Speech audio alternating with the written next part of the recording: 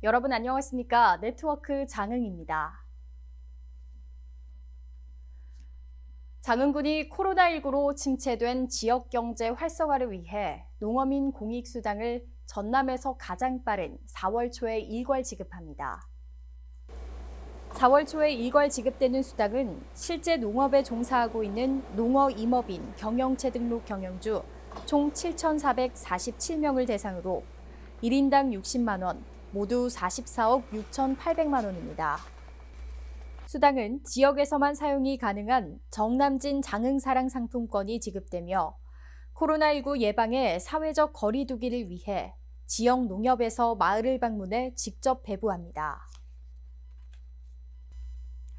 장흥군이 코로나19 방역 강화를 위해 1층에 이동군수실과 민원상담실을 설치했습니다.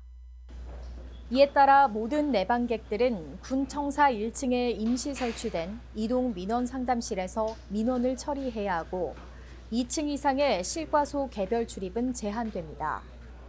또 청사 출입구를 정문으로 일원화하고 열 화상 카메라, 체온 측정 등을 거쳐 출입하도록 했습니다. 장흥 지역 외식업계 활성화를 위해 나란히 도민 안심식당 30개소가 지정됐습니다.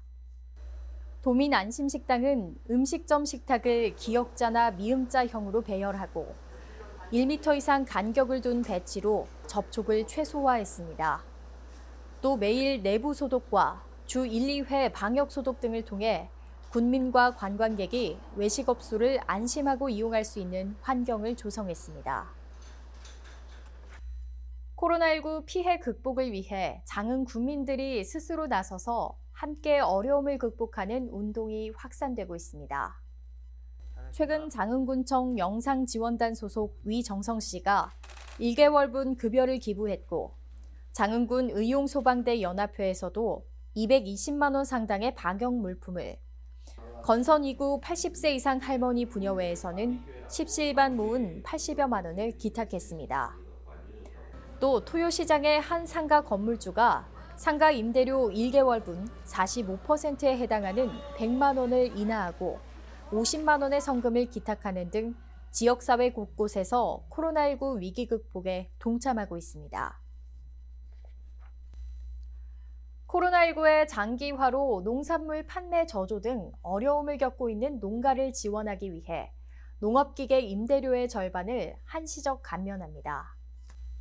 임대료 감면은 4월 1일부터 7월 31일까지 시행되며 임대 농업기계를 이용하는 지역 내 모든 농업인이 혜택을 받을 수 있습니다.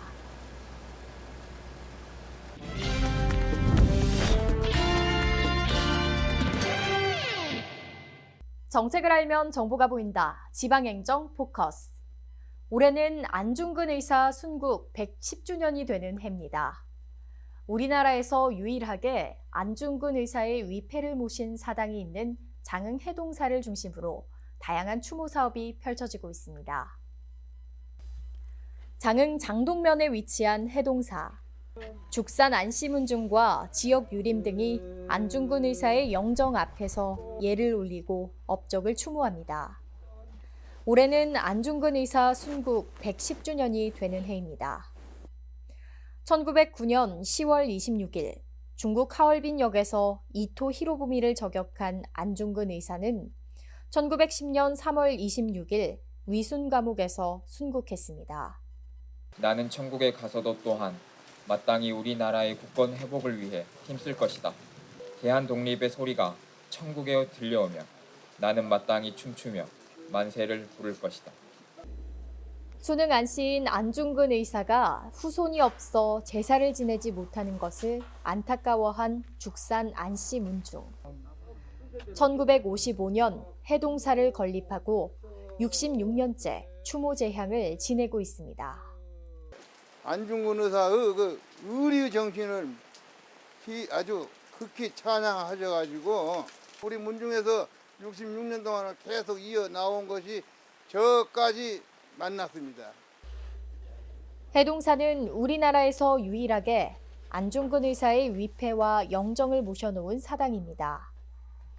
코로나19의 여파로 추모 행사는 대폭 축소됐지만 장흥군을 상징하는 동백나무 7그루가 코로나와 싸우고 있는 대구로 보내졌습니다. 장흥군은 올해를 정남진 장흥 해동사 방문의 해로 선포하고 해동사 일대를 중심으로 안중근 의사 성역화 사업을 본격 추진합니다. 앞으로 이곳을 대한민국의 모든 배우는 학생들은 물론이고 청소년, 우리 5천만 국민들이 이곳에 찾아와서 안중근 의사의 나라 사랑 정신과 동양 평화 정신을 배우는 역사 교육의 체험 공간으로 발전시켜 나갈 것입니다. 국비 42억 원 등 모두 70억 원을 들여 조성될 안중근 의사 역사 문화체험 공간 조성 사업. 장흥군은 해동사의 역사적 가치를 알리고 의향장흥의 면모를 전 국민에 전할 계획입니다.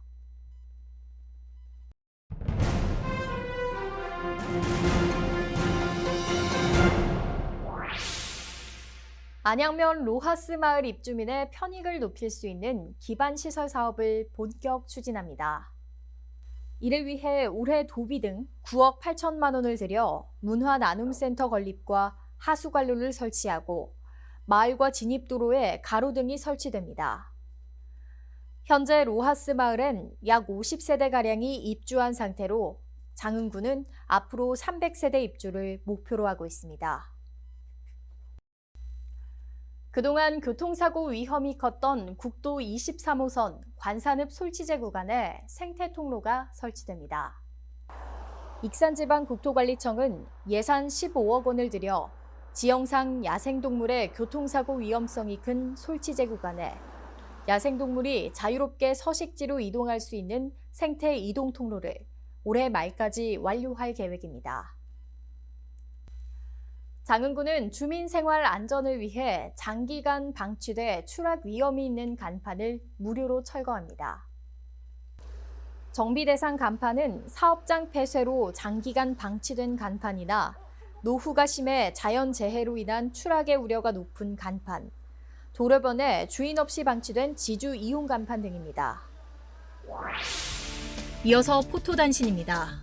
장흥지역 자활센터가 자원봉사자와 함께 자활근로 참여자들과 사회서비스, 노인 맞춤돌봄 서비스 제공 인력에 코로나19 감염 예방을 위해 필터 교체형 면 마스크를 제작하고 있습니다.